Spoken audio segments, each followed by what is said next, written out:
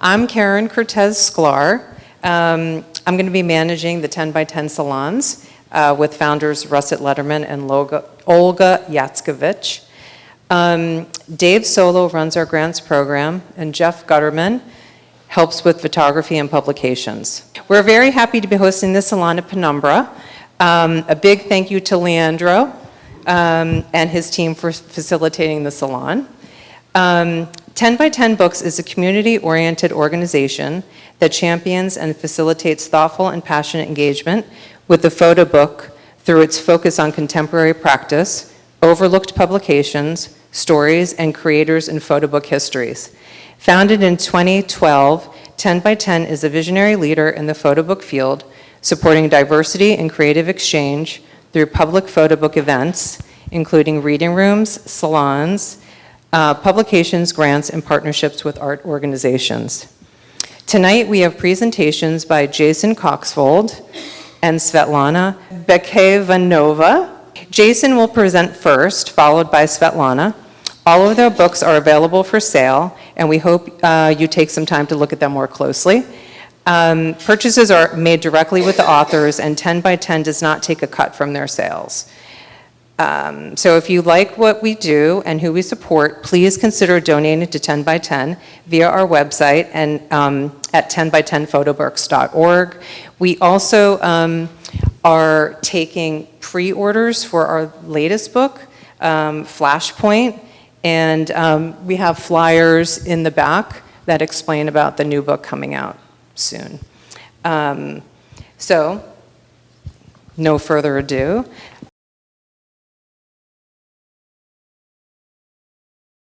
Jason, we're going to present first, Jason Koxvold. Jason is an artist and publisher whose practices focus on the shared spaces between soft and hard power. His first monograph, Knives, was published in 2017, followed by You Were Right All Along, 2018, Calle Tredici Martiri in 2019, and Engage and Destroy from 2023. His work has been exhibited in the United States, Britain, Germany, France, and Japan. Koxvold is also the founder of Gnomic Book, an independent fine art imprint founded in 2016. Jason will be speaking about 2 Gnomic Book publications. This is a Test, an American Glitch, and his most recent work, Engage and Destroy. This is a Test, published in 2024 by Jason Hendardy, is a premonition and a reflection of technology, America, and the subjectivity of an artist wading through 3 decades of culture and personal creation. American Glitch, published in 2024 by Andrea Orejarena and Caleb Stein, is a project that builds on years of using the internet as their collective subconscious as part of their lengthy research project. The book explores fact and fiction in an ocean of information that leaves us questioning what is real and what is unreal. All right, next page. I'm going to talk about your book now. Oh, sorry.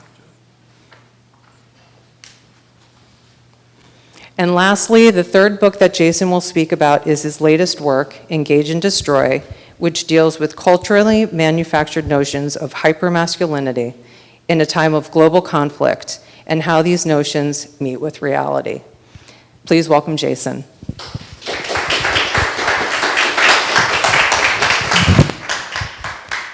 First of all, I'd just like to thank you all for having me, for the invitation. I'm so glad we were able to make this work. I live in Oregon now, so it's not so often I make it back to New York City, and I'm really glad that I was able to get a chance and come show you this work today. To begin with, yes, I founded Gnomic Book in 2016, really as a way of publishing my first book, Knives. I knew exactly what I wanted to do. I have a background in design for print and screen, and so it wasn't such a stretch for me to take those learnings and apply them to publishing a book, which I did, and which worked out quite nicely, I think, in hindsight. And from there, Gnomic began to grow, first of all, publishing books by friends of mine, and then we started receiving more and more submissions from curators and people we hadn't met yet, and now it's become an interesting challenge sifting through all the different things as we start to really understand what it is we are and what we mean as a publishing company. Essentially, if I were to try and summarize it, I would say that Gnomic Book tries to publish work that is challenging, that challenges readers and viewers to question existing long-held beliefs, to showcase work from cultures and people they might not have considered before. And that's generally the sort of sphere in which we operate. We have something of an activist bent. I am personally quite anti-war. I'm very interested in the effects of this. I mean, the global war on terror lasted for 2 decades, but continues in the shadows today. And I have a 9-year-old project that is continuing, that's all about that and how that changes life inside the US and outside the US. So what I tend to often do is find books that have echoes of those themes and that can either act as a complement or a counterpoint to my own ideas and works. So with that said, I'll start by walking you through the first book we'll talk about, which is American Glitch. Andrea and Caleb found us through Review Santa Fe, if I'm not mistaken, a couple of years ago, and we were immediately taken by the simultaneous whimsical nature of their work, but also quite serious aspects of it too. And with every day that passes, we see increasing questions around how we are to continue interacting with artificial intelligence, with fake news, with deep fakes, all these types of media that we consume and is pushed out towards us.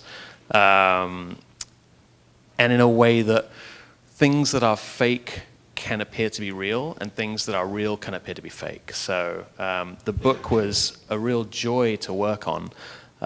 They provided us with, I want to say, thousands of images, of found images from the internet, and about 40 images of their own work. And basically, that lengthy research process that had been mentioned in the introduction was them just scouring through Reddit and Twitter and YouTube, finding improbable moments that may or may not be real, right?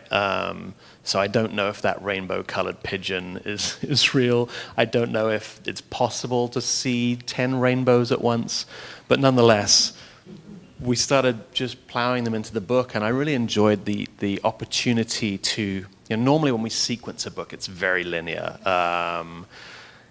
It's very straightforward. In this case, we almost created a flipbook style animation. So as you turn the pages, and I don't know if we'll see it in this presentation, but you see continuations from one frame to the other. So for example, the rainbow becomes more rainbows, becomes a lightning bolt hitting a tree, becomes eventually Jesus seen ascending out of the trees as a cloud. And we overlay those quite disrespectfully to the artist on their actual photographs. So in the background here we see aerial photographs that they had made from an incomplete town in California.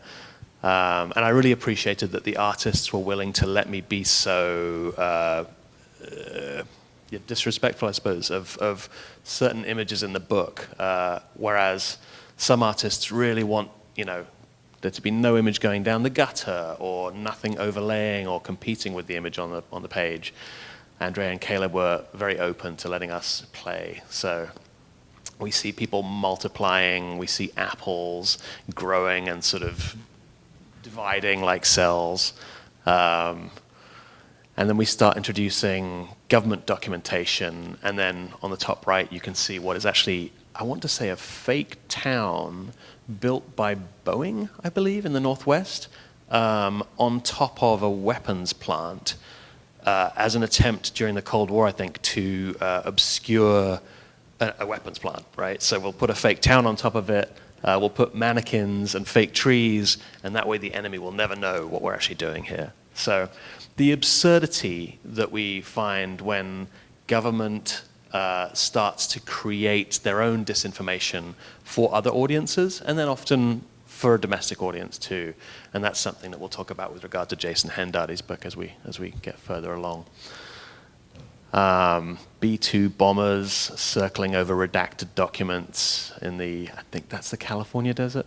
And then we reach the point where we start getting in earnest into the artist's original photographs themselves. So this is a Martian colony where an experiment is going on to see how humans will be able to perform in Mars for long periods separated from other humans. And so I believe they'll spend several years inside this colony, and when they go outside, they have to be wearing spacesuits. And these extremely, I mean, it's a legitimate research project, but it's an extremely peculiar one, I think, probably for the participants themselves as well. We've all seen these cell phone towers disguised as trees. I had never seen this. A big sculpture of Abraham Lincoln's head with a hole in the back and a drone flying into or out of it. It's unclear. So the images themselves are whimsical, but I think, as I mentioned, they do touch on quite serious questions about the nature of reality. Here we start seeing where this overlaps a little bit with my own work. I've photographed at this same location, as have a few other artists who've made photographic books recently. But I'm very interested in ideas about a space like this, where it's essentially a fake Iraqi town in the middle of the California desert, where soldiers train before they deploy. Obviously, Iraq is somewhat in the rearview mirror, not completely yet, but it's really interesting when you meet people who've gone through this type of training. And I mean, I've met soldiers who say, before I deployed to Iraq or Afghanistan, I expected everyone I met to be a terrorist. And then when I reached those countries, I found that they were all actually lovely people, and my expectations were totally deflected or changed by moments like this, right? This idea that you step off the plane into a war zone and everything's exploding and no one's to be trusted and whatnot. So I think there's a fairly serious questions to examine. And I think this is the final actual photograph in the book that they took of this sort of shining city on a hill with hundreds of people clamoring to get across the bridge into the Magic Kingdom. This desire, I think, in modern day culture to seek out the imaginary and the absurd as a way of escaping the present day realities in which we exist. And then just in terms of layout and design, it's an opportunity to be really bold and absurd. From there, we progress underground as if this man, you can just see him starting to fall here. Obviously, there aren't all the pages in the book, but the books are here if you want to look at them afterwards. He falls so far underground that he in a computer game is now below the ground in a glitch in the Matrix, and continues from there. And then, of course, at the end, David Campany wrote a wonderful essay in which we explore all of the sort of last 150 years of disinformation and misinformation and how those things affect present-day culture as well. So one of the things that I really enjoy doing when we make a book is to think about, we talk about the book as an object, and obviously all books are objects, but it's a challenge to myself every time we do a new book to try to find the optimal, ultimate physical expression of that idea. I think it's very easy these days to make a book, right? We can do it with blurb.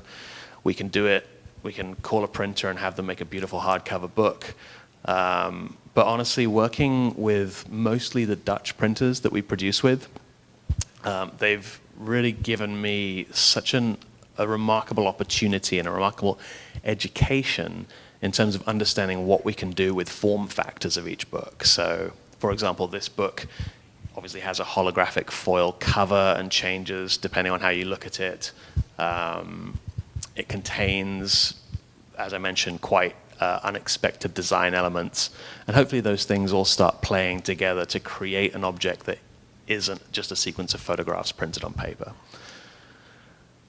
So with that said, we come to my recent project, Engage and Destroy.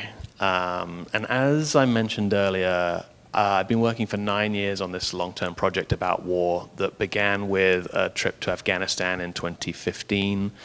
I had personally, as I mentioned, been quite anti-war, but at some point in my life, around 2004 or 5, once I realized that there was nothing we could do to prevent our incursions into Iraq and places like that, I had to deliberately block out, just stop watching the news and stop interacting with that kind of content because it probably wasn't good for me.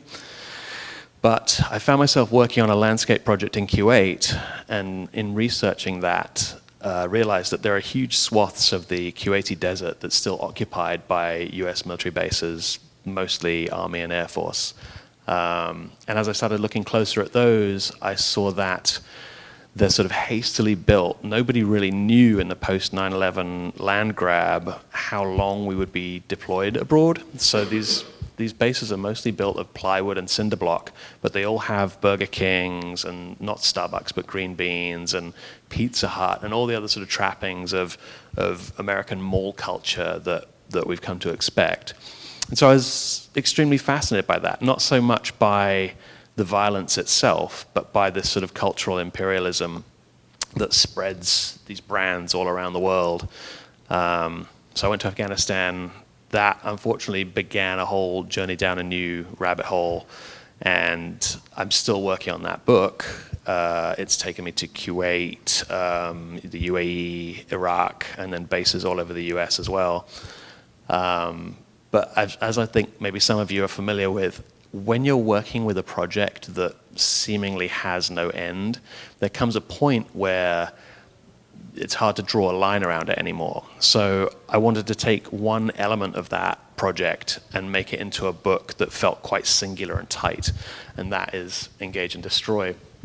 I had gone to Fort Benning, which is now called Fort Moore, in Georgia, in early 2021, I believe, with the intention of photographing recruits at the beginning of their training cycle and then returning again 6 or 7 months later at the end of their training cycle to see if these men had become kind of lean, mean killing machines. And as, of course, you might imagine, the more I saw, the more interested I became in certain aspects of the culture around this training. Sorry, May, it says right there, May to October 2021. There it is. While I was making the first portraits, which are the ones on the left, I heard through the wall this very loud, aggressive chanting that I couldn't quite make out. And I asked the press handler I was with what that was, and he said, "Oh, I think it's the Soldier's Creed. They're preparing. Another class is preparing to graduate, and they all have to learn the Soldier's Creed, and they chant it." I said, "Oh my gosh, I have to come back with an audio recorder now. I have to come back with a video camera and actually make more of a documentary about this."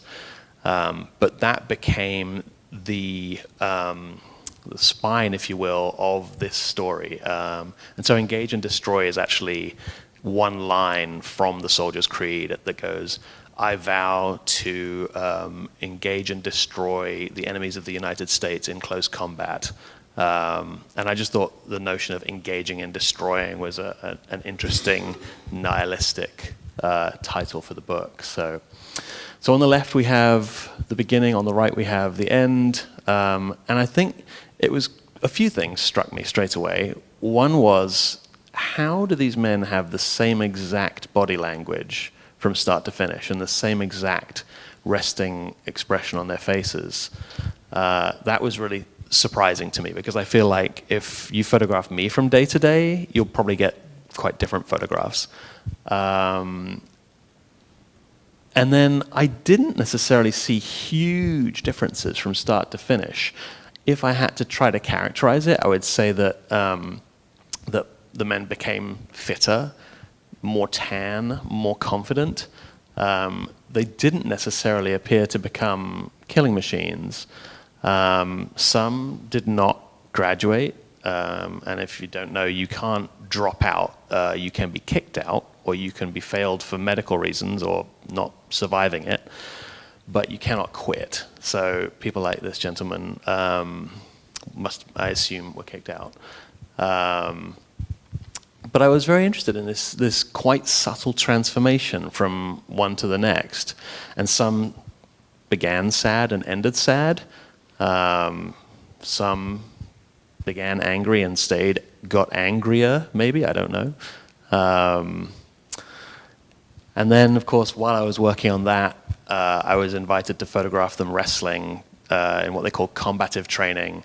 And so even though I can't watch mixed martial arts or boxing personally, I mean, I guess I could if I tried, but it doesn't interest me. The violence is brutal, but photographing it very close like this was quite interesting to me, and this idea that you stop at nothing until your opponent is unconscious or quits. And so that is the center of the book, is these very close-up, intimate photographs of men absolutely beating on each other. The book itself, in terms of its format, is printed not on newsprint, but something quite like it, to feel sort of perfunctory and disposable a little bit. I'm interested in questions around the role of the soldier, and it's generated a fair amount of debate and dare I say, controversy, oftentimes among members of the military who see the images and ask me why I chose to portray these men disrespectfully or negatively, to which my answer is, I actually don't think I did. I think that the intent was to be as neutral as possible. And so, like a psychological experiment, you could really focus in on the maybe minute, maybe significant differences from start to finish. But I think it's interesting in terms of, we talk a lot about agency in photography these days. And these men essentially have no agency in these photographs. They were ordered to stand on a piece of duct tape I put on the floor and look at the camera.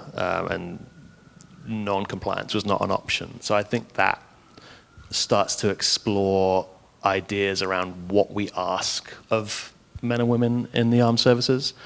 And I personally place no judgment on the matter. But I think that generally speaking, I would enjoy a little bit more of an engaged electorate, a little bit more democracy, a little bit more decision-making ability in terms of where we send men and women around the globe. I think I have 3 minutes remaining, 2 minutes remaining, 1.5 minutes remaining. So this is our latest book by Jason Hendardy, who's here today. It came in not so long ago, and I was immediately struck by the uniqueness of the imagery that Jason had created. And essentially, Jason, as a relatively recent immigrant to the United States, had wielded a high 8 or a Super 8 camera, I believe, as a child. And that was the beginning, I think, of his sort of introduction to visual storytelling. He grew up during the time of the emergency broadcast tests. And so that became the sort of underpinning of the story as a whole, this idea of creating a sense of fear within the population of the other, right, the Russian enemy that may one day drop nuclear bombs on us. And so many of these images were made when he was quite young, and many were made more recently, some using proper high-end camera equipment, and some still using that same very lo-fi tool that he used. And I really enjoyed, I mean, this is more of a conventional photo book for us in terms of having a hard cover, having a straightforward sequence. There are no overlays or particular complex visual tricks that we do in terms of design. But it really does let the images be as disorienting and confusing as I think he intended them to be. And of course, the cover has another holographic foil on it that sort of echoes that sort of vibrating character of some of these images. There we go, time's up. So very proud of this book, very proud of Jason. It just came out the other day, and that is the end of my talk. Okay, we are on to our next speaker now. We're going to do a Q&A at the end, okay, for both speakers. So next is Svetlana Bachevanova. She is the executive director of FotoEvidence Association in France and a co-founder of the acclaimed publishing house FotoEvidence Press, which was founded in New York in 2010. The books she and her team publish expose injustice, create enduring evidence of violations of human rights, and inspire social change. Ukraine, a War Crime, published in 2023, and Ukraine, Love and War, from 2014 to 2024, was published in 2024, are unique collaborative books bringing together more than 150 photojournalists from 29 countries to tell the story of the Russian invasion of Ukraine from the perspective of those tasked with documenting it. Please welcome Svetlana.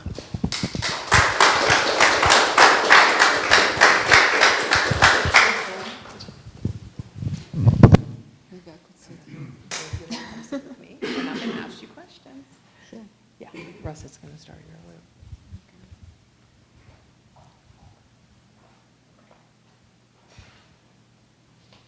This book is not artificial intelligence. It's absolutely the truth. Exactly.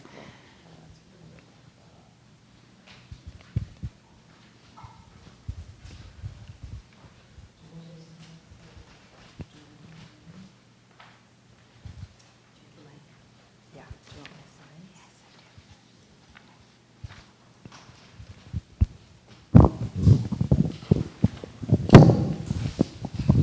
Okay, so I'm going to be asking Svetlana some questions. Okay, to start, can you please tell us more about FotoEvidence and how it differs from other publishing houses? Yeah, FotoEvidence is something that it's. I'll be a little bit in the beginning stressed, and then we'll start. Do you have it on? I think so. Yeah, I think it's okay. Yeah, good. So FotoEvidence is a publishing house that I found together with my partner 12 years ago. And I think it's a product of where I grew up and how my life went. I grew up in Bulgaria. At that time, it was communist Bulgaria. And it was difficult. It was a place that news were not on the newspapers or on TV. They were often quietly whispering to people. I was able to start working in the first anti-communist newspaper when he was still underground in the late 88. In 89, the newspaper became public and the Berlin Wall fell, so Bulgaria began the route to democracy. I continued working in this newspaper, and what happened is that a big part of the media people were engaged with discovering the crimes that were committed by the communist regime during the last 45 years. And we published this constantly in the newspaper. What we discovered is that there were stories, people were telling events, but there were never images, never. I guess nobody took, or when the Communist Party took off power, they destroy what existed. So for me became clear that it's extremely, extremely important to document everything that happened right on the moment. And maybe when I came here later in 2000 to be a correspondent of my newspaper after 9/11, I was inspired by the air of New York and all the opportunity that exists here. And I decided to find a publishing house that will give voice to photographers like me back then in Bulgaria that don't have an outlet to be heard, to expose injustice or what they witness in their countries. Since then, we have published 42 books from 27 countries, exposing issues from 27 countries, covering child slavery, sex trafficking, the Rohingya genocide, the gay rights, all the list of all violations of human rights. That was our goal, and I'm proud the three of these books truly bring change in the countries where the injustice happened after the book was published. And this is how FotoEvidence is different from other publishing house, because you're kind of mixed between publishing house and activist organization, because the life of our books start after they're published. Like an example, Ukrainian war crime, we sent it to several Republican senators in the capital when they were not able to decide, do they need to send money to Ukraine or not? So I try to make sure that they could see really something beyond the news and beyond the headlines of the newspaper. So this is the difference of FotoEvidence. Okay, so 2 years ago, 2 years in a row, the annual FotoEvidence Book Award was dedicated to the Russian war against Ukraine. Producing the historical book, the two you have here. The first book was Ukraine, a War Crime, followed by the second volume, Ukraine-Lebanon War. Why did you choose to focus just on the war on Ukraine? In the beginning, with the establishing of the publishing house, we also started, at that time was the first book award that was given to photographers. And we started FotoEvidence Book Award. Every year we awarded one photographer we had call for entries, and the international jury will select one photographer with compelling long-term body of work, and we would work and publish the book. When the war in Ukraine started, because I'm Bulgarian and I know what the Russians are capable for me it was very, very important that we document the first year, because if we don't, they may say it's not true. It didn't happen. So we decided to switch immediately. It was an urgent situation. And we announced an open call for multiple photographers. We received around 7,000 images for the first book and pretty much the same number for the second book. And that's how we built Ukraine. The time was Ukraine. The war crime committed on Ukrainian soil by Russians. So we have 360 images from these 7,000. And what I asked the photographers who were there to cover the war, I asked them to write a witness account of what they have seen, and add this to the visual documentation of the particular war crime.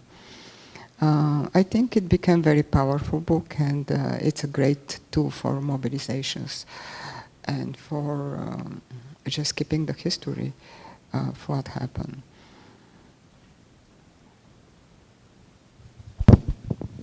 Okay, what was the process of working with over 100 photojournalists, and how was the concept of these publications created? Yeah, well, for us it was very difficult. I work with Sarah Lynn, who is the photo editor of the two books. She's a photo editor and director of photography, former from National Geographic. And we had this pile of images, terrible images, sad images. And in the beginning, we were just like, what are we going to do with that? And then we start thinking, and basically I had the idea that we could spread the war through the book in a kind of horizontal way. And when we have the option to expand with a story that is related to a particular war crime or situation, then we develop a story with few more images. So this is how we work on the book. Working with photojournalists is one of the most amazing things. There is no delay, there is no I can't, there is no electricity, or I don't have Wi-Fi. We need the images, they send. Something happened, they call. Do you need this? Yes, we do. The last image we received for the first book was 2 days before we went to print. It was important. So it was a difficult process in terms of seeing 7,000 images at least 100 times to shrink them to 360, reading the captions, knowing the name of everyone who is killed or whose family is perished. It's difficult, become personal if you don't maintain your time, how much you work and how much you rest. We didn't have enough time, so we spent 5 months 24/7 working. At the end, I think I felt like I spent these months on the front line as a photographer, and I felt like that. I mean, when I used to drive my car, and I see a truck coming, I thought it's a tank. So at that point, I said, okay, let's stop to here and give it slowly. Luckily, the book was already organized, and so that was difficult. But it's in the past. It's important that we have. Also, the other thing that is very interesting, we went last year in November to Kiev to present the book, and we had opportunities with one of the photographers to travel to Bucha and to Irpin, places that are depicted in the book as horrible places with hundreds of people killed. And we know that everything is restored. There is no sign of what happened. And I thought, how if we never put this together? I mean, I'm sure that there are hundreds of people that photographed this, but there is no a volume that tells that story still. So that was the process, pretty much the same process repeat with the second book. Even the theme there is different, it's mostly love. It came from a conversation with one of our editors, she's Ukrainian, and I asked her, so what do you feel being there? It's difficult. She said, I have two feelings, love, because my family is around me and the people that I know, they're okay. And then something happened, somebody get killed or a bomb explode, and then you feel this deep sadness. So, and then you're again happy because people around you are okay. So we decided and actually love is probably what really keep people going in all variation of that feeling. That's pretty much it. So what journey lies ahead for these two publications? The first book, Ukraine War Crime, was presented last year in 19 different venues around Europe and United States. I think it was very, very, very well done. I had the support from the Open Society Foundation, and most of the presentations of the book and exhibits were supported by them, which make big difference. Some of them were visited by prime ministers of particular country, which were their statement to how they feel about the war in Ukraine. And I think every time when we go somewhere, we were invited to at least 10 different media. So for 3-4 days, the country listened only about Ukraine and look at these images, which actually depict not a special operation, but the real war. So we'll continue with that presentation and travel of the book and the issue. We have scheduled several festivals and exhibits ahead. And it's important to us to keep the word going about that this is happening in the middle of Europe. And it's very important, it's not just a war. This war will change many things, many things.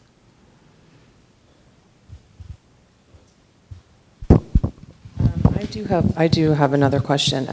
How did you contact all of these photojournalists?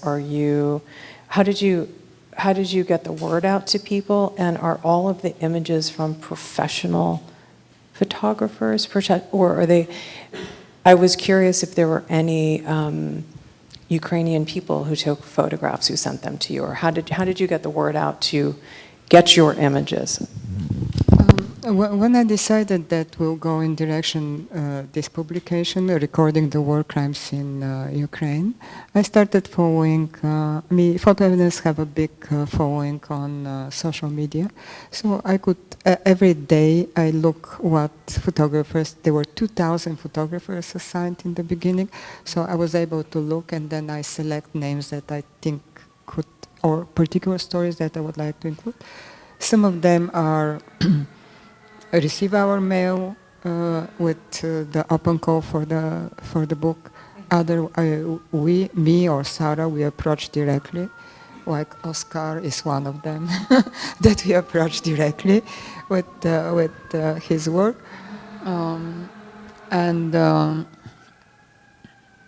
So this is in terms of how we find. We also issue a call for so-called citizen journalism, because that was very important. Not everybody was photographers. So we received also from citizens their account and what they witnessed. And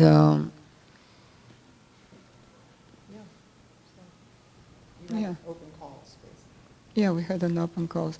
And in terms of the photographers that delivered the images, the professional photographers, as they call, most of them in Ukraine, they never been war photographers. I mean, we have people that have been wedding photographers, advertising photographers. They say, I never wanted to be war photographers. Suddenly the war happened, and they grab the camera and go to the front line. So this is, but this is part of the kind of how honest are the images, how impulsive they are, not really planned. This image is interesting, and probably this is one of the reasons why I wanted to do this book. During the previous image of the pregnant woman that became very popular in some point by Andrea Evgeny Maloletko, there was just one. He and one more person in Mariupol at that time when the bomb destroyed the maternity hospital. But what we don't know is that 50 kilometers from there, another bomb fell on a building and 47 people were killed. There were no any photographers there. There is no image. It never happened. And the last thing that I would say why I wanted to do this book, it's actually a little bit a joke. People say that winners write the history. I would say that sometimes brave publishers do. So this is what we did.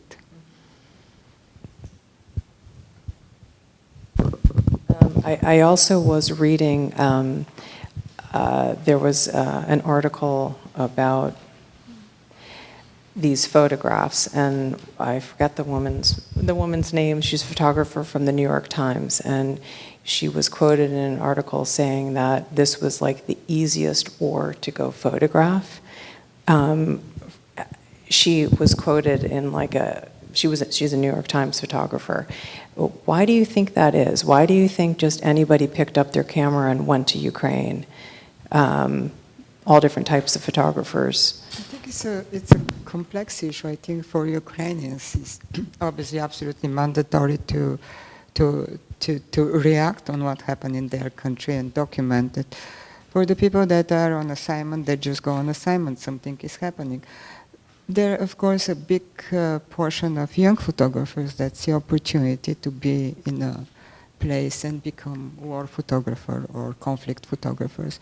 So, and also in the beginning it was very easy to have approval from the government to enter and work as a photojournalist. This is not anymore like that. And also was in the middle of Europe, and it's easy.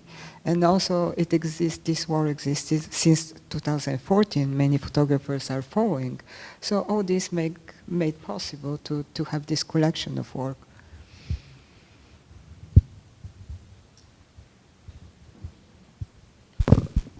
Yeah, so Svetlana, thank you so much. You're welcome. Let's give her a round of applause. Does anybody have any questions? Yeah, Jason, come here. And do you want to start with one or the other? Anybody for either person? I have a question. So, Jason, you went to Afghanistan. And Svetlana, you were not in Ukraine. Were you there?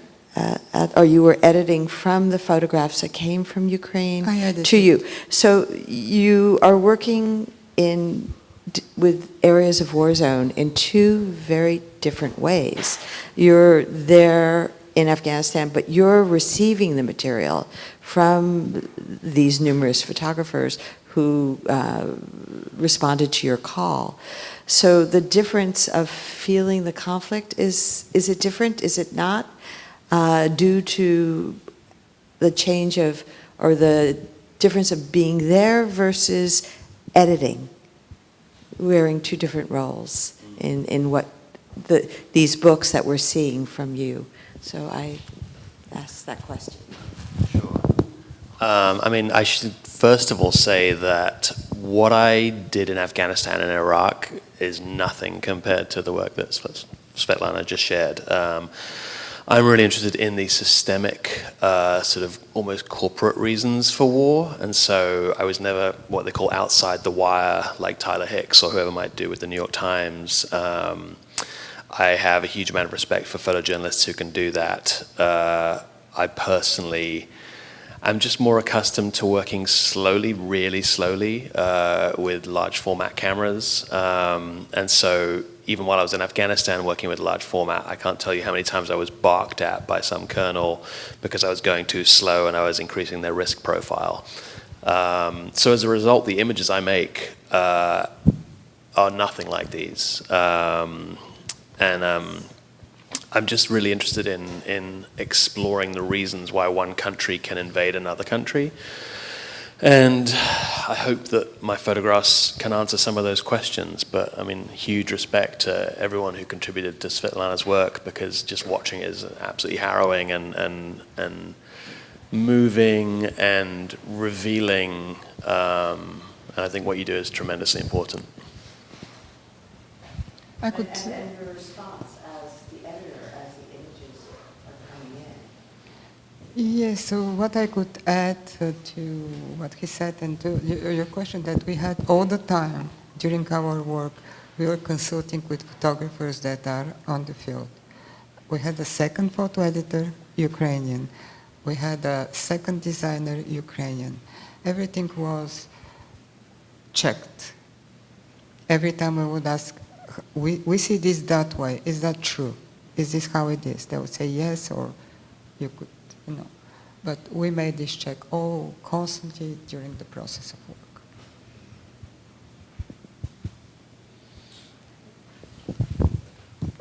Any other questions?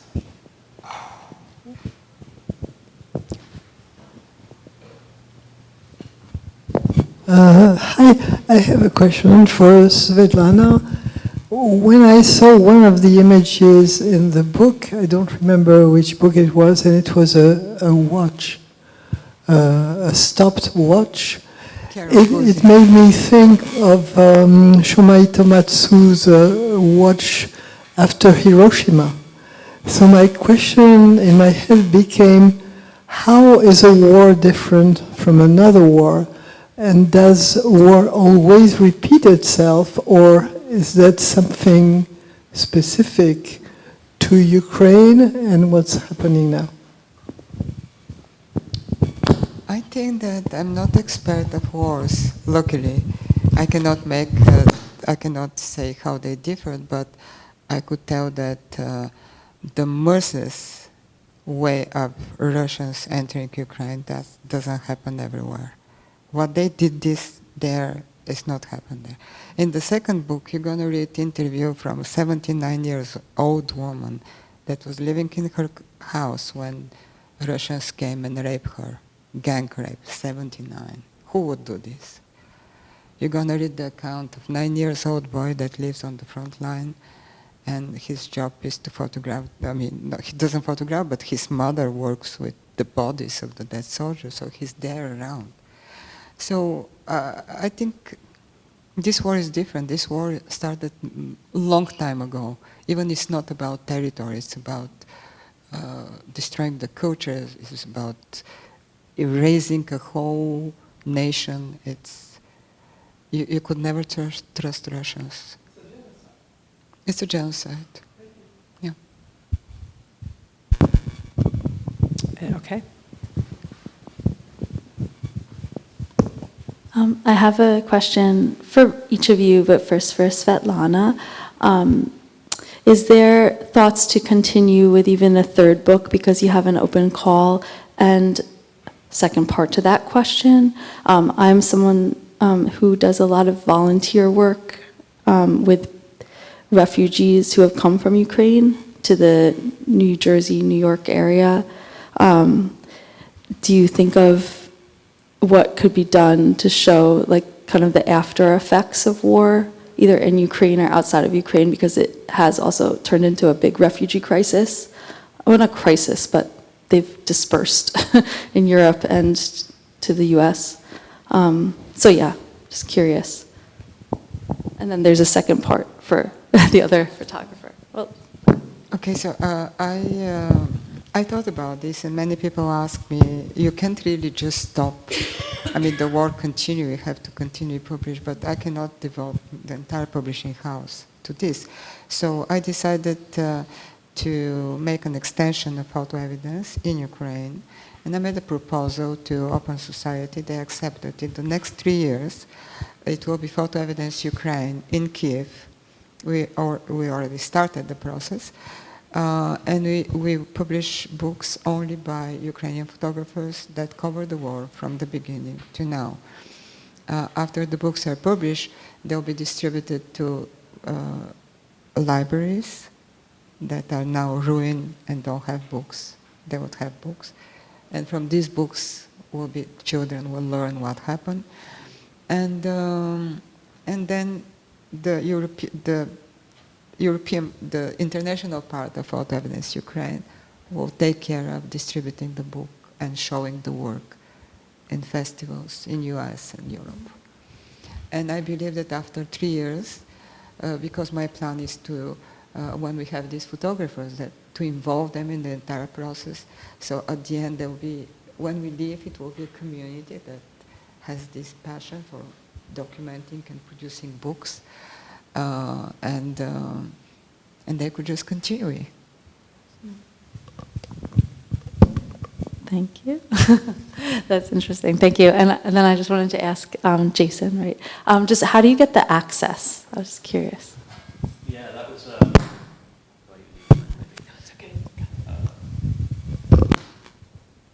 was.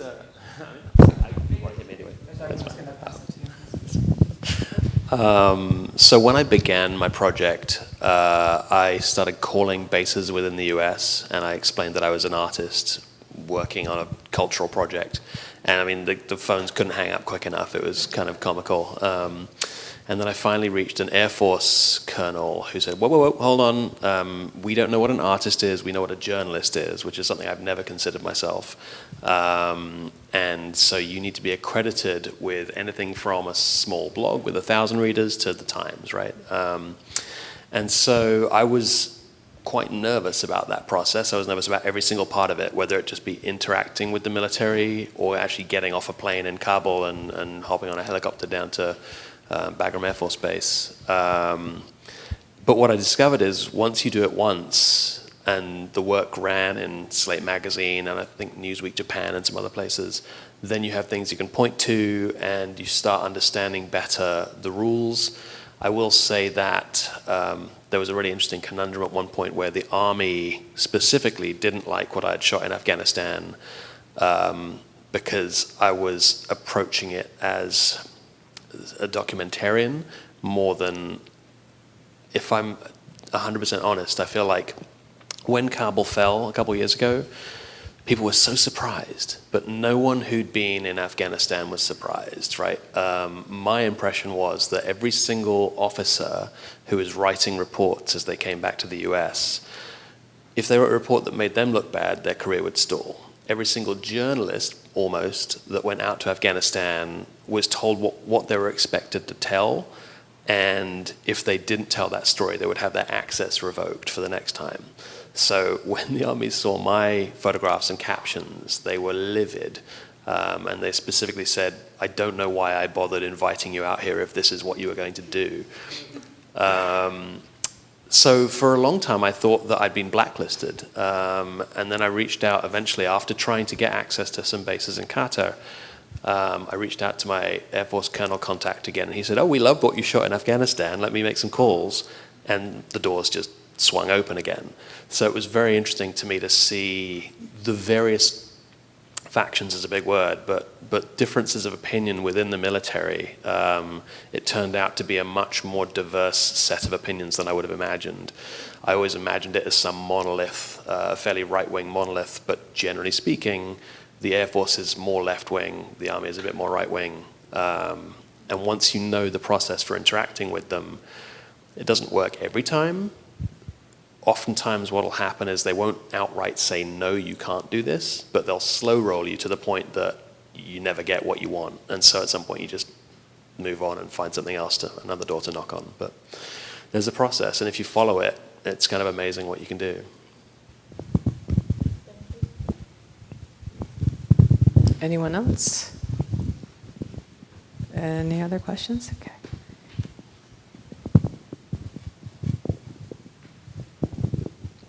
So, man, wow, that's loud. I was born in China, and I immigrated here with my parents when I was 6.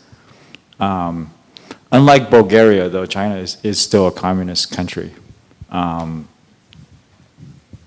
The question that I had was, how did your background influence the types of work that you would publish or would make yourself? And I would say for Svetlana, I can understand, because you grew up in a communist era. But for Jason, either way, I want to ask you both those questions to both of you.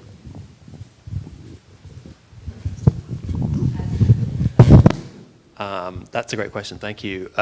So for me, the global war on terror, if I'm understanding the question right, how for my personal work I decided to, I arrived in the US, I think in about July of 2001, and then a couple months later, the unthinkable happened, and that really colored my perception of the country, because I had this sense in my gut that we were going to respond militarily, in a huge overmatch, right? We were going to absolutely go smash things with sledgehammers, and that would begin a series of events that would be hard to stop. I also felt that for a country that already invests a lot in its military, we would invest more and more, and less on things like education and healthcare. And so those things were always very close to my heart, and I was always really interested in showing what I perceived to be the injustice of, first of all, the invasion of Iraq and whatnot. And recently I've been working on designing a book for a photographer called Cengiz Yar. He just launched a Kickstarter for it today. It's called This Alabaster Grave, and he's been going to and from Mosul for the last 8 years. And Mosul is a really interesting place. I went there in February of this year on Cengiz's recommendation, and the images he's made in Mosul are very similar to the images you have from Ukraine. The men and women I spoke to out there said, we're grateful that the US-led coalition routed ISIS, but we would prefer they hadn't destroyed the whole city in the process of it. And as you walk around Mosul, it's not uncommon to find severed hands, mummified bodies. Cengiz has a photograph of a mother and child trapped under, a destroyed building, just covered in dust. And they're absolutely heartbreaking, harrowing images. And I think it's really important to show those things to the world, because at least the way we perceive the way we prosecute wars, it's very clean, right? Like precision bombs, killing bad guys. I've spoken to all kinds of soldiers who say, oh, we just kill them and we let God sort them out.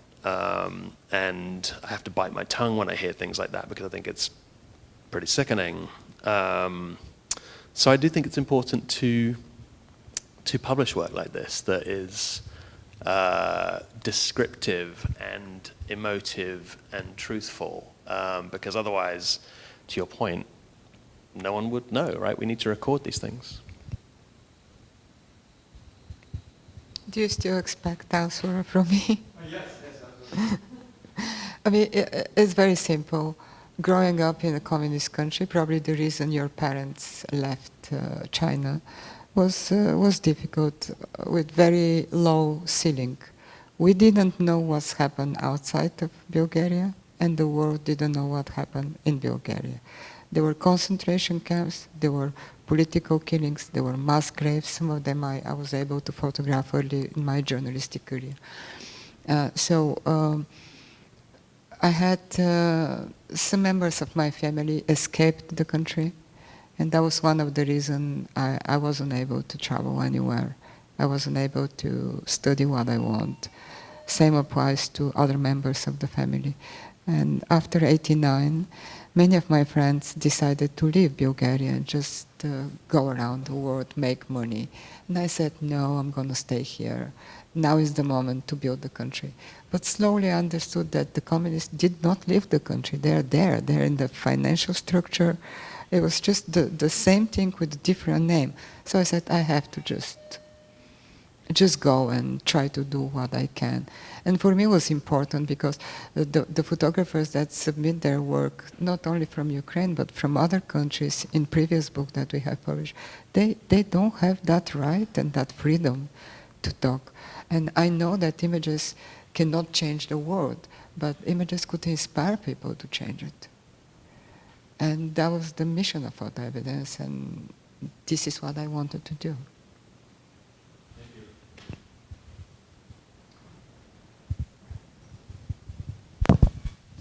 Okay, I'd like to thank you all for coming. Can we give a big round of applause for the two speakers?